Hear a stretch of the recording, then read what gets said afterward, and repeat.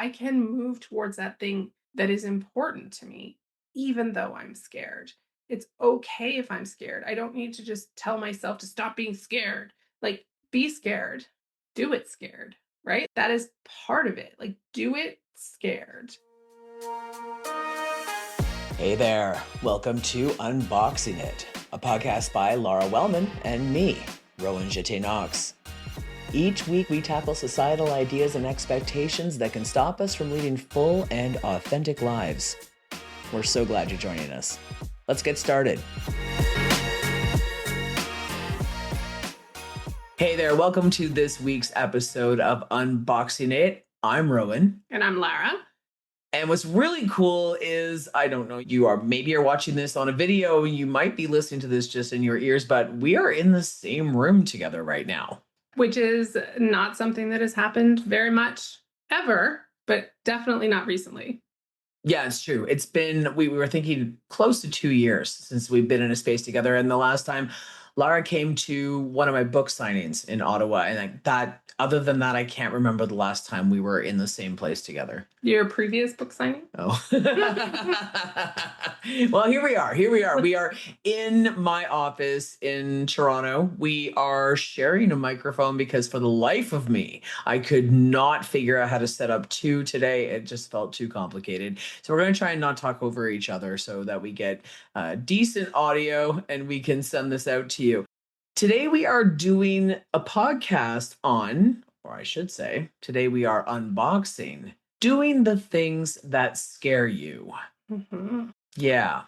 I think it's so important to get uncomfortable sometimes, to do things that scare you, because that's how you kind of grow into the next step of you.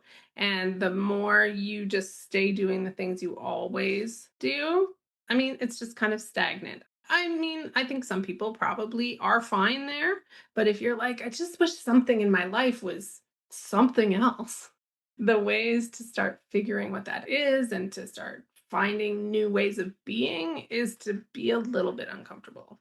I try to meditate every day, and I have a mantra that I repeat to myself when I start the meditation. And lately, it has been do the things that scare you. Mhm. Do the things that scare you over and over and over. And I say this as a really anxious guy. Like I have an anxiety disorder. I honestly, like I was just telling you that I have broken out in a rash from what is probably a lot of stress right now, doing the things that scare me. But I also know, like you said, that if I do not push the boundaries of what I'm comfortable with, and get into the next phase, into the next zone, if you will, I will not ever grow as a human being. I will also not be able to achieve the things that I want to achieve right now. So I'm curious, what was it that made you decide that that should be the mantra? Like, what made you think I need to remind myself to do the things that scare me? I think that I have often looked at life through a lens of fairness. And that honestly is an entire podcast Mhm. topic in and of itself. The whole idea of, oh, life's not fair. It's not fair. That wasn't fair. And whenever I get scared, we've talked about things like change before. We've talked about, a lot of different things. And whenever I get into that phase of like, oh, life threw me a curveball, or, oh, if I want to achieve this, I have to move to the next step.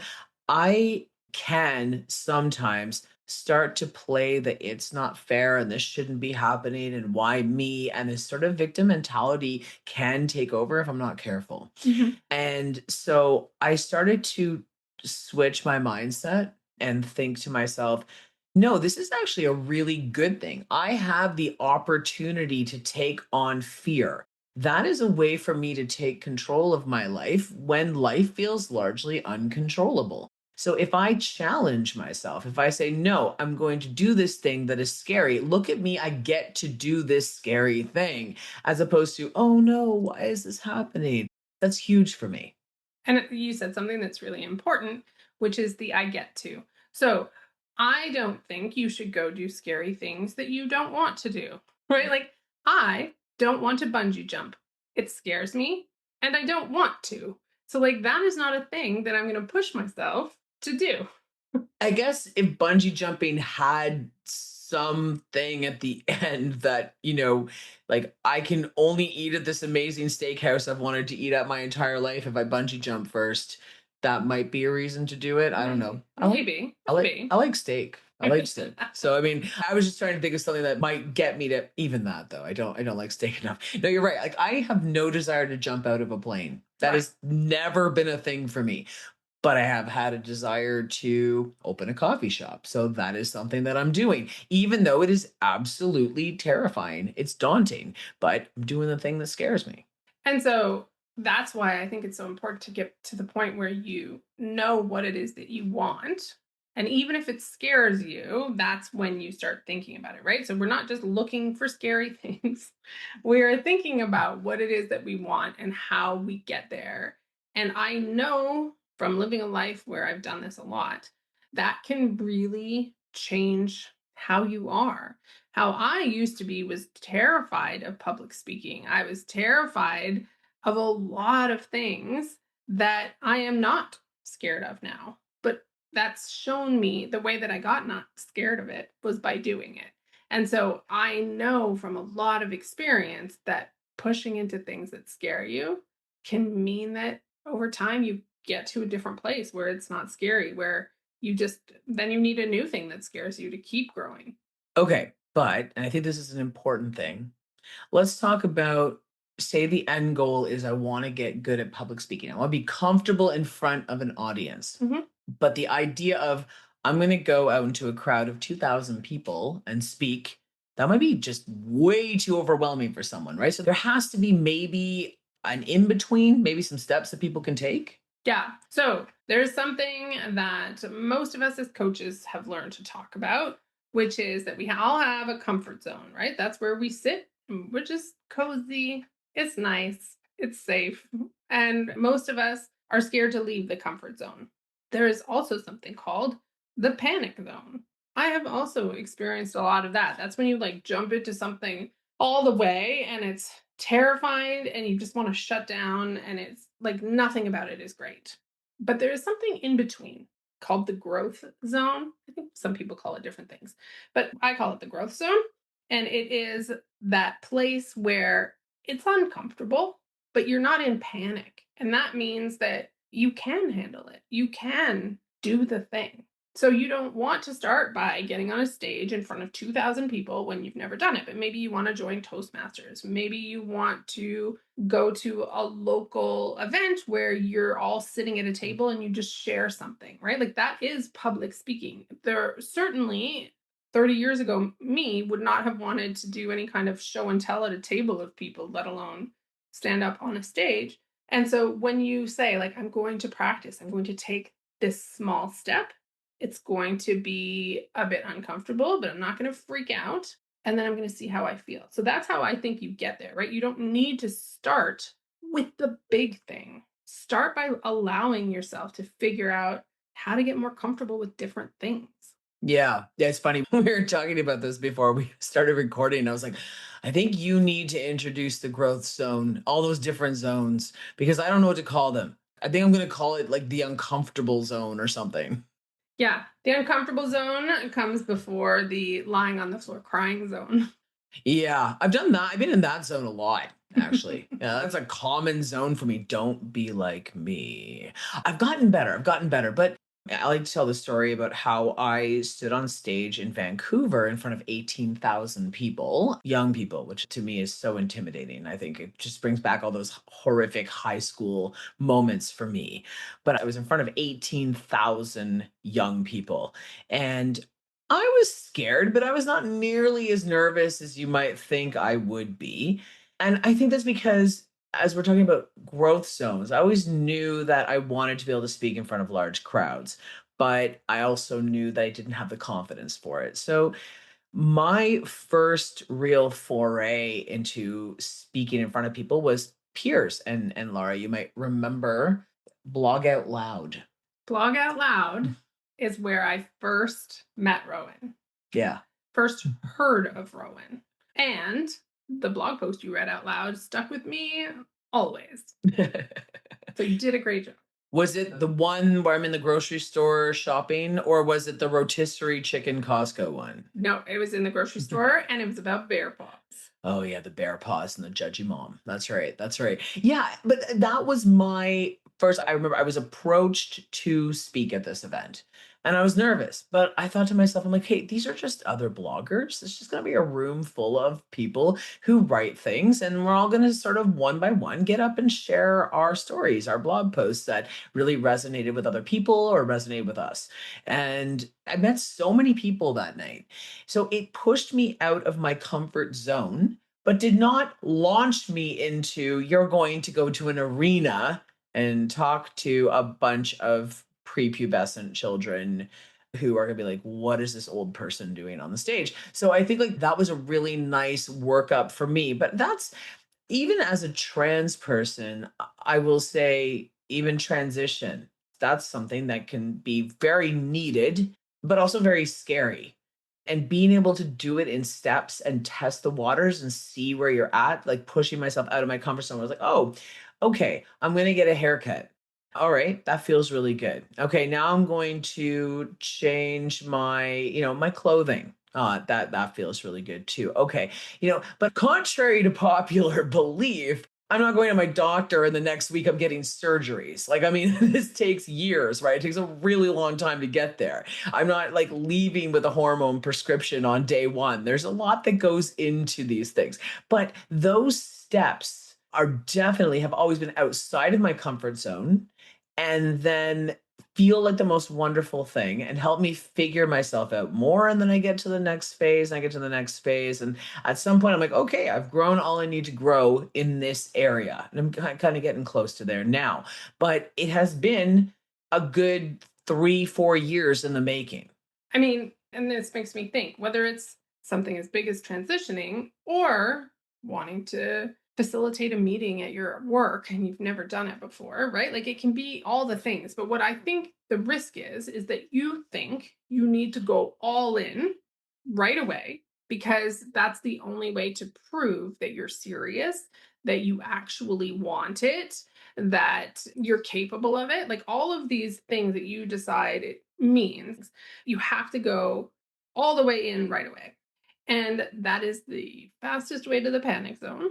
And you don't need to push yourself that hard, that fast to do things. Like we need to give ourselves some grace and allow ourselves to ease into things so that they do feel good because we're not inviting people to go be miserable. We're saying, hey, you really want a thing. Let's figure out how to make it work for you. And can we also just touch on perfectionism in all Hmm. of this, right? Yeah. I think that that speaks to what you were saying too, that idea that, if I'm going to do this thing that I want to do, it has to be perfect, which immediately can stop us, as we've talked about before, from doing the thing, from even starting to do the thing. But taking these little baby steps and moving forward slowly and building those skills is what's needed. Like, even as an author, I did not one day just wake up and write a best selling book. Like, that's not how it worked. There was a lot that went into crafting my voice over time. There was, it wasn't just like all of a sudden I go from not writing to I'm going to write these 90,000, 100,000 words. It was, oh, I'm going to start by writing, little short stories at home. I'm going to, oh, maybe I'm going to pitch my local whatever website, whatever, like journalistic venture about publishing a piece, right? Like I'm going to, and I just sort of worked my way up like slowly, slowly, slowly. And if I look at my writing from, 5, 10, 15 years ago, it's not where it's at today. It couldn't have been because I needed to grow more, but I wouldn't have grown ever if I had said, oh, no, no, I can't write. I want to write a book, but I'll never be able to write a book. Yeah, it definitely comes to the perfectionism piece. It's the if I'm not perfect, what's the point in doing it? But it makes me think of so I've had a podcast before. I ran for like 5 years prior to 2020. And when I first started that podcast, I had a script that I read. And do you know what it sounded like? It sounded like I was reading a script. Yep. That's what it sounded like. And People liked it, but they liked it more when I got more comfortable and just sort of talked. And so it's not to say that it wasn't good before. Then that's something I talk about a lot, coaching clients all kinds of times, right? Just because something isn't the best it can ever be doesn't mean that it's not good over here. So when you start and you say, look, I want to start a podcast, maybe you want to start a podcast, go ahead and script it, go ahead and read it. You did it, right? Like that's your first step. Put it out, and maybe you don't make it a permanent podcast. Maybe you record a video and you post it online. I don't know what you're going to do, right? But it's okay to start there and then get better. Like we're meant to get better at things. Yeah, I know the old adage, practice makes perfect. It does not. There's no such thing as perfect, but it does. Practice makes better. Mhm. Practice makes better for virtually everybody. No question. But you don't have to practice by yourself in your basement until you think you're good enough. Like you can come out into the world and share your gifts and your things before it's perfect, quote unquote. Yeah. Also, you don't have to do scary things alone. Like, I think Mhm. that's the other idea, right? It's like, oh, if I want to do this, okay, I have to do this all by myself. No, no, no. That's why there are things like writing circles and, groups where people want to learn to publicly speak. You touched on one of them, right? Like Toastmasters, that sort of thing. You did improv. I did do improv. I did improv because I am really scared of being embarrassed. Like embarrassment is like I get that secondhand embarrassment like watching TV. Like I will leave the room if I think somebody's about to do something that I think is embarrassing, and I walk out the room and somebody's like, "Oh, do you want me to pause it?" I was like, "Absolutely not. I would like to not watch this part because I cannot handle it.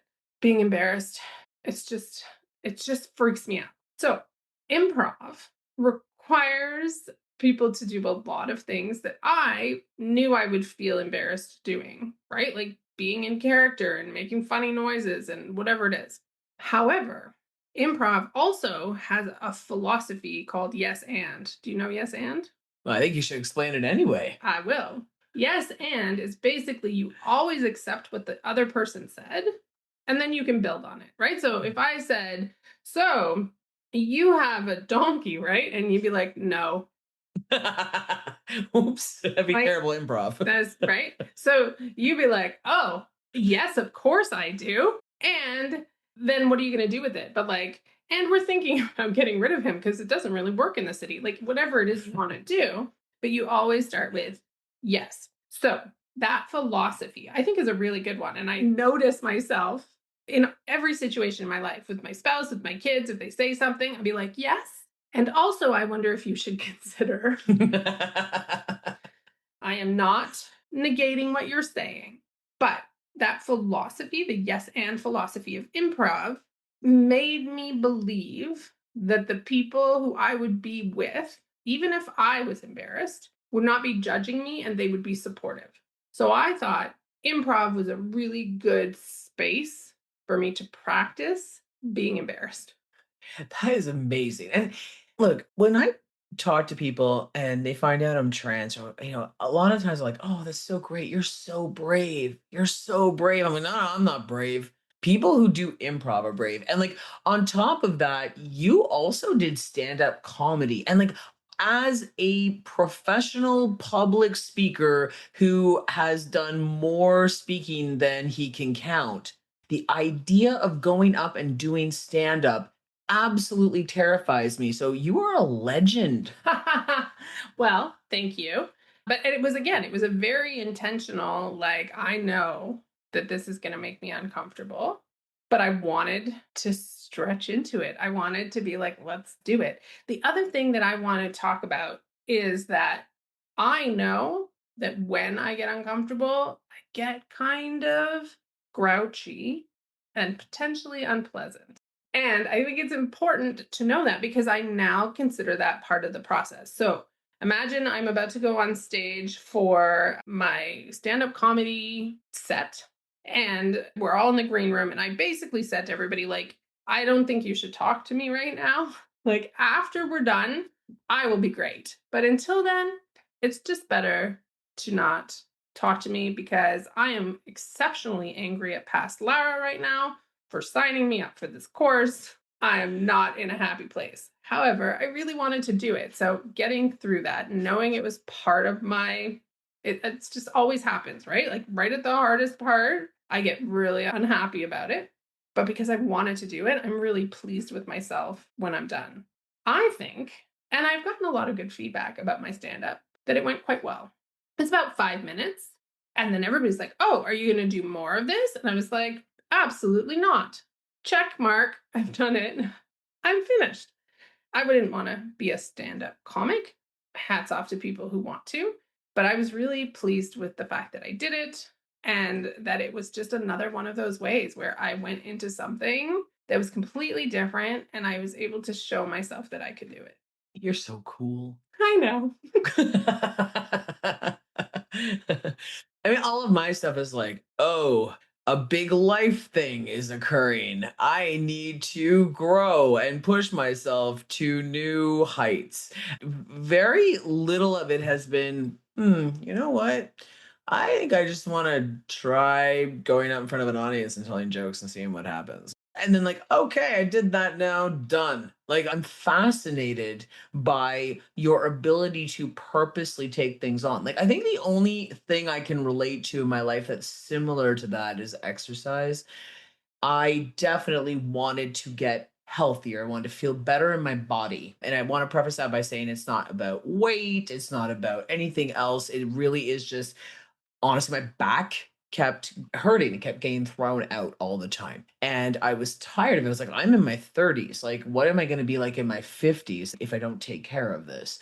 So I went to physiotherapy, and my physiotherapist was like, hey, one of the things you can do is you can strengthen your core muscles, you can strengthen your back muscles, and then you're less likely to throw them out.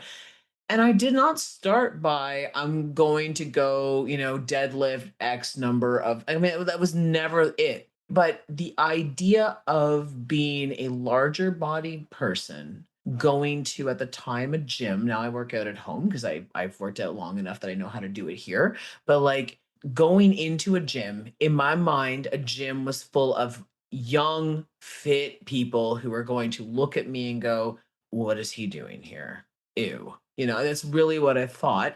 And that no classes would be designed for me and no equipment would be designed for me. And I had all these mental blocks to get over. But I went. I went and I did the tour and I started really small. And it was scary every time I went in for a little while. And then that stopped being scary. And I was like, cool, now I'm at the gym and I know how to, work the equipment, use the treadmill, lift some weights, fantastic. And then it was like, okay, but now I want to take it to the next level. So now what do I want to do? Well, now I'm going to do a strength training class. Now I'm doing that. Oh, now I'm going to work with the trainer. Now I'm doing that. And I have continued to challenge myself every week in the fitness department for over 10 years. And I'm really proud of myself for that. I think, where I am now, I used to say, oh, I'm not a cardio guy. I'm not a weights guy. There's no way I could do this. No, I can't do that. I'm just not very good at exercise. And now I am one of the fittest people I know. That's awesome. And I think that that's exactly what we're looking for here is for ask yourself, what is something I want, but I'm a little bit afraid I can't do, or I feel really intimidated by, right? It could be like you want to learn how to be a better cook. It could be like so many different things. And then it could be, well, I don't want to go take a class because what if everybody thinks, wow, I can't believe this person is that bad at cooking? But it doesn't always need to be taking a class either. It could be like, I don't want to make a meal and then eat it and feel embarrassed that I didn't like it. Like all of the things that you think that make you feel uncomfortable are valid. So that's the first thing, right? I think we like to talk ourselves out of thinking we're supposed to feel that, right? Like, I shouldn't feel embarrassed by that. Therefore, I should just go do that thing. It's really difficult to deal with. If you say, well, I get really embarrassed when this happens, or I'm worried I'm going to get embarrassed if this happens, regardless of whether or not you should feel that way. Just acknowledge that that's how you feel and then ask yourself, what's one step towards facing that fear? And that's all that doing things that scares you needs to be. And 100%, like going to the gym is very intimidating for me. There are a lot of things that are easy for some people and not for others. So it doesn't matter if it's easy for somebody else that you know, or even if it used to be easy for you. If something is making you feel uncomfortable, but you really want to get there, again, I don't want a bungee jump, so we are not taking the baby steps towards that goal. But like even doing this podcast is another thing, right? I'm like, okay, I'm going to do something different, right? Most of my other work has been in the business coaching sphere. And this is not just business coaching. I think some of it applies to people with businesses, but it's certainly not that. So I'm venturing into something different. Mhm. There can be some nerves, right? And it's okay. Like, acknowledge that, know that it's going to be uncomfortable, know that you might get a little bit grouchy as you're facing some of the fears, but then ask yourself if you want to do it anyway. And don't try to push yourself to the 2,000 person crowd right from the start. Right, exactly. And also, I think when we go back to the idea of fear, some fear is it comes from just instincts. Of course, like some people have a fear of heights or snakes or spiders or something like that, for sure. Bridges. I have a fear of bridges. Bridges, that's fair too. But some fears come from something that happened to us when we were kids that has shaped our belief around that thing or that experience or that feeling for the rest of our lives. And I consider it, when I challenge my fears, an act of, in a way, I guess, reparenting, if you will. It's about acknowledging that little scared person inside of me and going, hey, I know you're really afraid right now. I know that this is a scary thing for you. I'm going to teach you that it's not actually as scary as you might think. I'm going to teach you that we can overcome this fear together because I am older now and wiser and more capable. And I know how to do things in a way that can start to tell a different story. So I really do consider it an act of healing when I challenge my fears. Yeah, I think that's a good reminder. And I think, again, we're coming back around to like, I feel like some of the examples of what I was sharing of what I did that scared me were like kind of small and not, like transitioning is a big, big thing. But a lot of this is about really trusting that you can do the things that you want to do, even if they're scary, even if it takes 20,000 baby steps. But you're like, I can move towards that thing that is important to me even though I'm scared. It's okay if I'm scared. I don't need to just tell myself to stop being scared. Like, be scared, do it scared, right? That is part of it. Like, do it scared. I also think, people use the word brave for a lot of things. I have shared quite a lot in the last 5 years or so about my journey with endometriosis, my journey with ADHD, and people are always telling me that it's really brave of me to share that. And I don't think it is because I didn't find it difficult, right? I was like, I'm just going to tell people this. For whatever reason, it was really easy. I didn't carry any shame around it. I was just like, let me tell you some things. But there are certainly other things like improv and stand up comedy that I do think were brave because I was scared when I did it and I did it scared. Mm, wow. Yeah, it puts bravery in a different context because really, I go back to I used to read my kids the Franklin books, Franklin the Turtle, Mhm. very very Canadian. If you know, you know. But beautifully illustrated children's books that just basically tell stories using these animals that live in the forest but have human experiences. And Franklin had to have surgery one day, and everybody kept telling him he was really brave, and then he's talking to the doctor and he said, I don't feel brave. I feel scared. And I said, well, Franklin, that's exactly what bravery is. It's about being scared and doing it anyway. It really is. Brave is not just being tough, right? Like, brave is doing the things that are scary. And so, if you don't think it's scary, I don't think it's brave. Hmm. I like that. I like that. Wow. It's cool having you in the same room. I know. You, It's fun. you could just move into the office and you won't have to deal with kids or like a spouse or anything. Like you could just, I have a dog, so you can hang out with the Just dog. use your dog. Yeah. Yeah. I can feed you snacks. I'll just throw some snacks in from time to time. I mean, it does sound a bit tempting. Thank you for joining us on this episode of Unboxing It in person. We're Hmm. so happy that you joined us. And if you have done things that scared you, or there are things that you want to do that scare you, tell us. Come to our Substack. comment, engage with us. We want to have these conversations with you. We want to hear about it We get excited every time we get a Substack comment. Every time. every time. All right. Cheers, everybody. Have a good one. Thanks. Thank you for listening to Unboxing It. We're so glad you did. If you like what you heard and you want to help us keep making episodes, please leave us a rating wherever you heard this one. You can also subscribe to the Unboxing It Substack to get access to all of the latest news and some special bonus content. And hey, truly, don't forget to find some moments of joy today.